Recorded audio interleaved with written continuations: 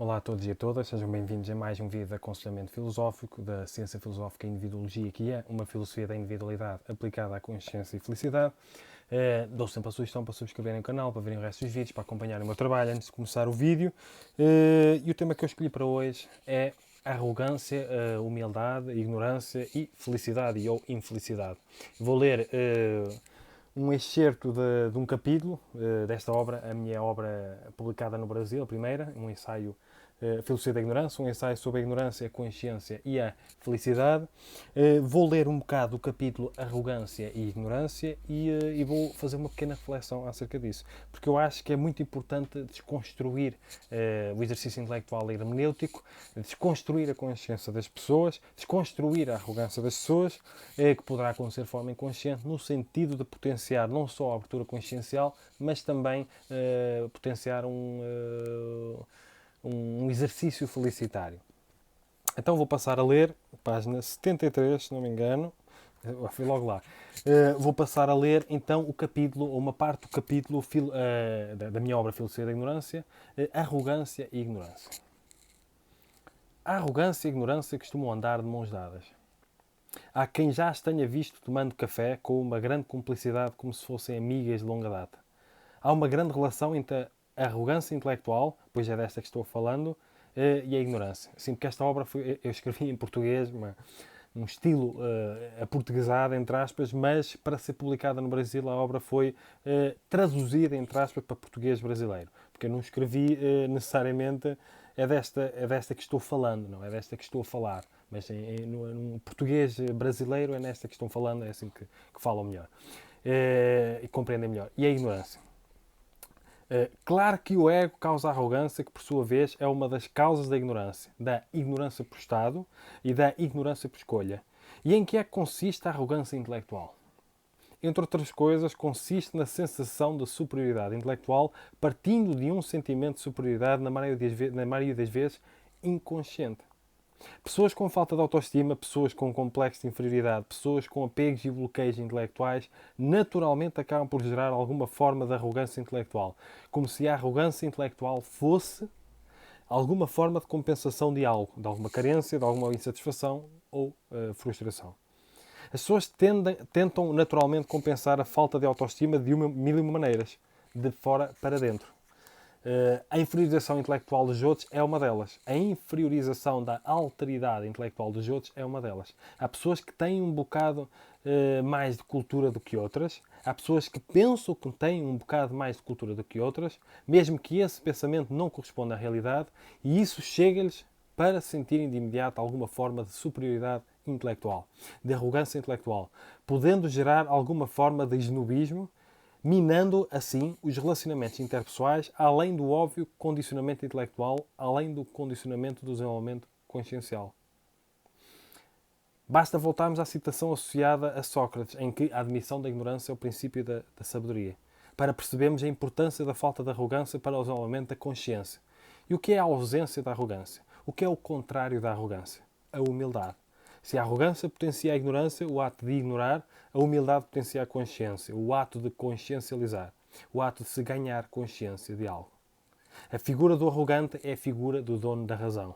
A figura da pessoa humilde é a figura socrática do só sei que nada sei. O dono da razão é aquele que acha que já encontrou a razão, a verdade absoluta, e levando as suas crenças à condição de superioridade.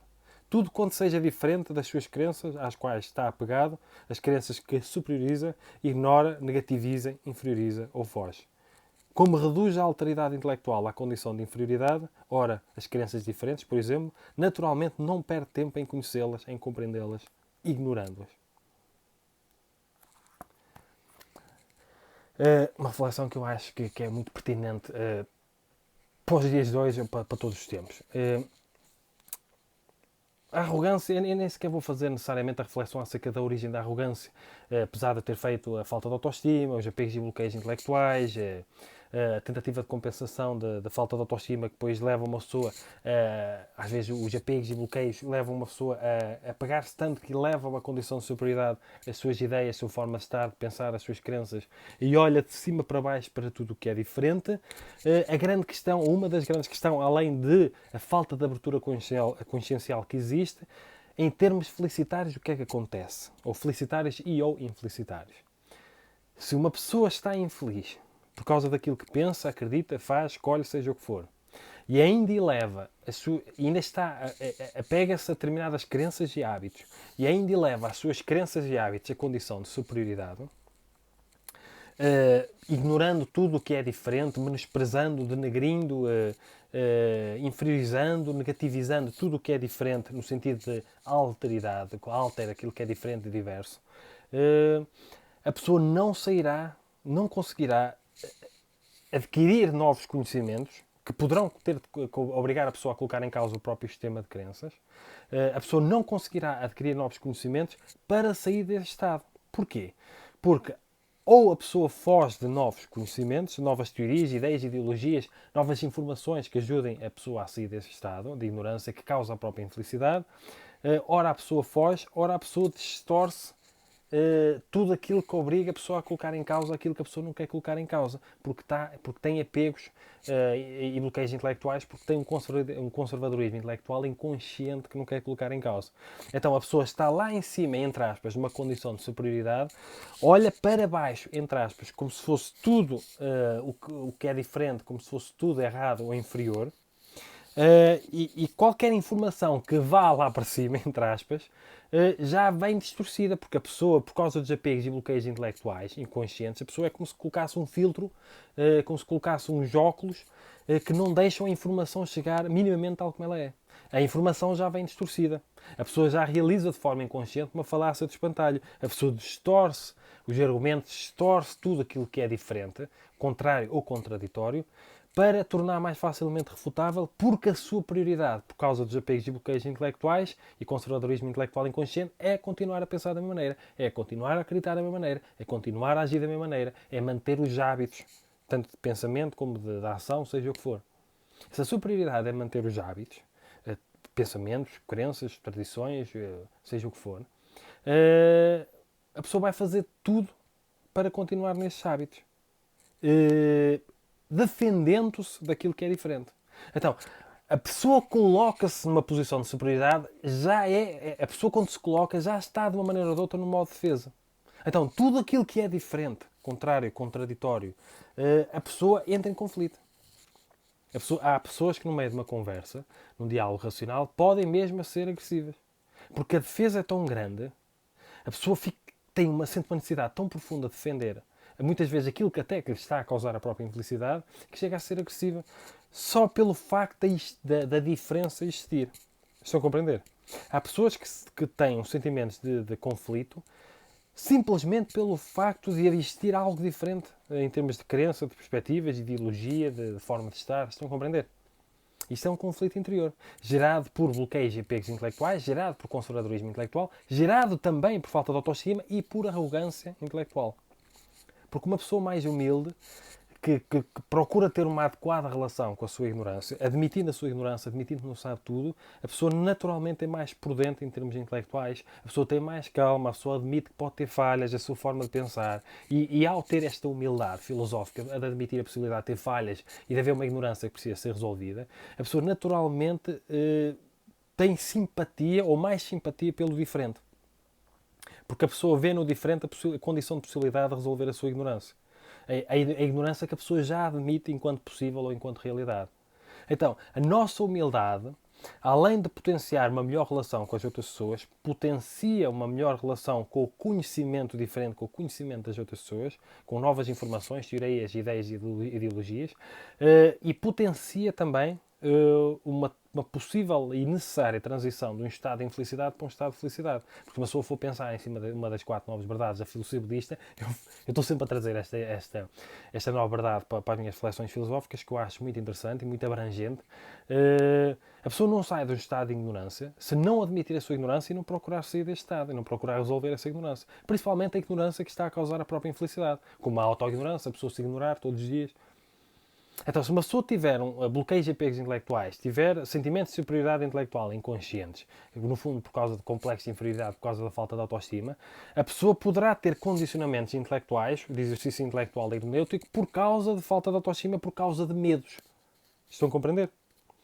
Então, os nossos medos inconscientes poderão condicionar o nosso exercício intelectual, poderão condicionar as mudanças necessárias ou informações importantes para realizarmos as mudanças necessárias para transitarmos de um estado de infelicidade para um estado de felicidade. Porque nós somos seres de hábitos. O nosso cérebro, ele próprio, é constituído profundamente por hábitos. É muito difícil mudar. A mudança é das coisas mais difíceis que existe no mundo. Implica um esforço enorme da nossa parte. Por isso é que é mais fácil o conservadorismo intelectual inconsciente. É mais fácil os apegos e bloqueios intelectuais. É mais desconfortável em termos intelectuais procurar ter uma mente aberta. Mas também, se nós não aceitarmos o desconforto intelectual, de nos colocarmos em causa, principalmente se estivermos infelizes, nós não poderemos, embora tenhamos passado por um processo de desconforto intelectual, não poderemos transitar de um estado de infelicidade para um estado de felicidade. Porque não poderemos transitar de um estado de infelicidade para um estado de felicidade se não realizarmos mudanças e transformações. E elas pressupõem processos desconfortáveis e difíceis. Mas são necessários para nós sairmos de um estado de infelicidade. E no estado de bloqueio em que nós podemos até ser profundamente inteligentes intelectuais e estarmos bloqueados em termos intelectuais. Porque nós estudamos muito determinada área, ou num determinado segmento ou linha de pensamento, e tudo que é diferente, contrário e contraditório, uma sua voz. Só que nós aprendemos profundamente com o diferente, com o contrário, com o contraditório. Temos de aprender a lidar com isso. É desconfortável em termos intelectuais, mas é muito enriquecedor. E o que não nos deixa é o nosso sistema de defesa, o nosso ego enquanto sistema de sobrevivência que nos faz fugir da dor e da morte, e que depois cria uma arrogância intelectual e coloca-nos lá em cima com aquela superioridade intelectual como um sistema de defesa. É como se a pessoa tivesse a fugir, ou não quero dar com aquilo que é diferente, contrário e contraditório, porque poderá gerar desconforto intelectual. E como a pessoa está a defender-se, porque está a querer proteger os seus apegos e bloqueios intelectuais, as suas ideias, mesmo que elas sejam infelicitárias, a pessoa também não sai dali. E nem conseguirá ter uma harmoniosa relação com as pessoas, com as outras pessoas, que são naturalmente diferentes, porque todos nós somos diferentes. Há pessoas mais ou menos... mesmo uma pessoa tenha uma enorme sintonia em termos ideológicos, nós todos somos diferentes. Há sempre pormenores em que uma pessoa prefere outras coisas. Estão a compreender? Então nós temos, além de ser importante para a nossa felicidade, é importante para os relacionamentos interpessoais. Porque se nós partimos para uma conversa, para um diálogo racional, sempre admitindo a própria ignorância e admitindo a possibilidade de podermos aprender algo novo quando ouvimos outra pessoa, nós não iremos estar tão focados em defender as nossas ideias, em impor as nossas ideias, porque nós admitiremos a possibilidade delas, nossas ideias, poderem ter falhas e das ideias de outras pessoas poderem ter alguma coisa que nos enriqueça. Então é muito importante nós estarmos abertos para o diálogo, estar abertos para aprender coisas novas, estar abertos para ouvir outras pessoas. Porque a arrogância intelectual não nos vai levar a lado nenhum de jeito. Então, fica aqui mais uma reflexão filosófica em termos felicitários. Se quiserem ler o resto do capítulo ou o resto da obra, sugiro que comprem em formato papel ou digital, que encomendem, a minha obra Filosofia da Ignorância, um ensaio sobre a ignorância, a consciência e a felicidade. Uma obra fantástica que poderá surpreender bastante pela positiva, mas eu sou suspeito. Eu dou cursos online, eu deixo isso aí também na descrição do vídeo. Tenho outras obras publicadas, também deixo tudo isso na descrição do vídeo. Quem quiser...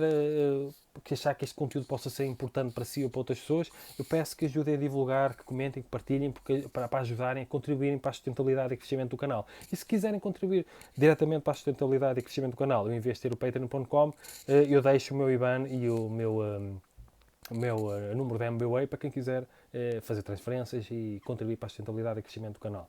Então, deixo mais aqui um vídeo em que faço uma reflexão em cima de um capítulo de uma obra minha, Filosofia da Ignorância, com uma edição de luxo, capa dura. Deixo esta pequena reflexão, peço que ajudem a divulgar, a difundir este tipo de conteúdos. Portanto, sejam felizes, subscrevam o canal e depois sejam felizes. Muito obrigado. E cumprimentos filosóficos.